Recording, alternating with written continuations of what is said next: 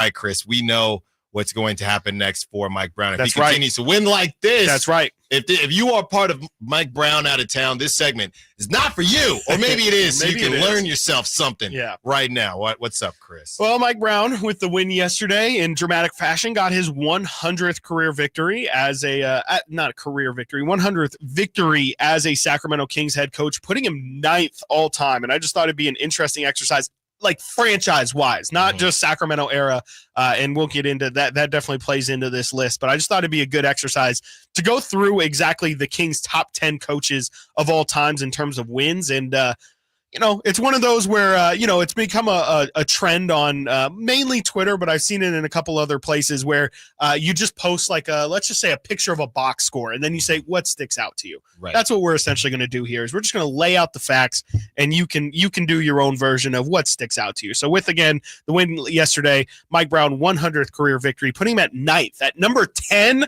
on this list, the 10th most wins of any King coach. Kansas City, Cincinnati, doesn't matter. Sacramento, obviously. Dave Yeager. Okay. Dave Yeager has the 10th most wins at 98. Couldn't let him get to 100. He, of course, coached the Kings from 2017 to 2019. Mike Brown is 9th with that 100 wins. He obviously started coaching a couple years ago and is still coaching this team. Charles Wolf is 8th with 118 wins. That's the next one on Mike Brown's list, which you would hope he can pass this year. Charles Wolf coached the Kings from 1961 to 1963. Yeah, Bob Cousy get 141 wins. I wonder if that's potentially in the cards for the Kings. What would that be? 47 wins. If the Kings can get 47 wins this year, he'll tie 7th all time in the coaching list. Bob Cousy coached the Kings from 1970 to 74.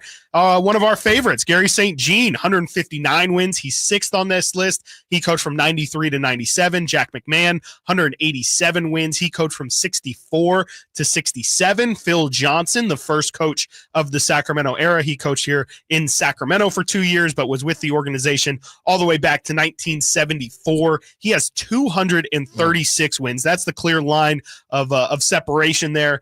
And then Cotton Fitzsimmons, good old Cotton Fitzsimmons, coached from 1979 to 1984. He had 248 wins. Les Harrison coached this team to 295 wins from 1949 to 1955. And, of course, clearing the pack by a solid 100 wins, Rick Adelman, 395. He coached the Kings, obviously, from 1999 through 2006. So, again, you form your own opinions on that, but I will say that only, how many is that? 3 of those coaches coached the Kings in Sacramento. So that tells you exactly, I guess, comparatively where Mike Brown stands to the success of some of these other coaches that the Kings have had. And I tweeted it out the other day, and I think we talked about it a bit on Friday, but the Kings were incredibly close. I mean, the coaching search for Mike Brown ended up coming down to Mark Jackson, Mike Brown, and Steve Clifford. And they got the right guy. Steve Clifford, I think, is a really good coach. Who knows if maybe the Kings have the same amount of success or more success if Steve Clifford's the coach, but it just feels like, especially with the track record of how all of these coaches have gone, the odds of the Kings actually picking a coach that would have led them to success was incredibly low. And I just think it shouldn't be overlooked that the Kings actually got, it's just a fact, one of their best coaches in their franchise's history. Well, I mean, you look here and neither of the other 2 coaches are coaching right now. No. Steve Clifford stepped down earlier this year. Yep. And Mark Jackson never got that call. Mark Jackson never got another call. So his name has been thrown around, but he's never gotten that call. So, it says a lot about Mike Brown. Nobody has ever called Mike Brown a perfect coach, and he wouldn't even call himself a perfect coach. But for what this team has needed, for the different personalities that this team has had, I think Mike Brown has done a heck of a job. And, it's all still in front of him. We had that weird drama where the Kings, okay, are you going to give him the extension? And things got a little bit squirrely. And, I mean, if I'm somebody, I walk into, Mr. Vivek's office and I say, do you see – I mean, think about it like this. You made the right choice this go-round, but your other two guys that you had that you could have chose, the candidates, that could have been very wrong. That is definitely 2 ways of looking at that. You know what I mean? Yeah, for sure. It's like, hey, you got the right guy, but You really could have, probably should have not picked the right. I mean, not should have, but yeah. Do you think you're going to be able to do it again? Right. Yeah. Or be better?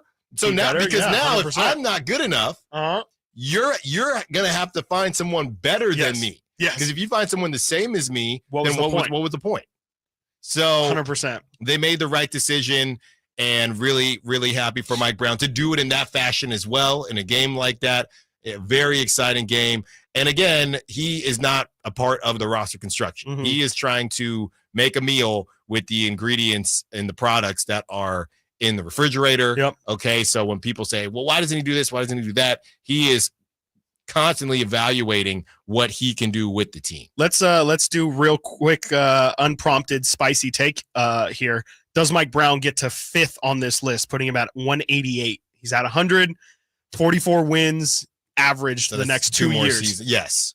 Yes. There we go. I agree. I really, really hope so. I hope so. I hope so. All right, let's switch over now to some Niners talk. And it's time. That's right. It's 12 o'clock. It's a big fight week. I don't think you know. It's a big fight week this week. Well, is Tyson? Is that finally happening? Yeah, you got Tyson Jake Paul on Friday. You got John Jones returning to the Octagon on Saturday. That's right. And what kicked off the action but yesterday? And then you have Debo and Pepper. That's right. Part 2. Which side do you fall on? Let's take some early bets here. Are you going to be? We don't know what anybody feels about anything. Are you going to be on Nate's side? Are you going to be on Chris's side? Are you going to be on my side?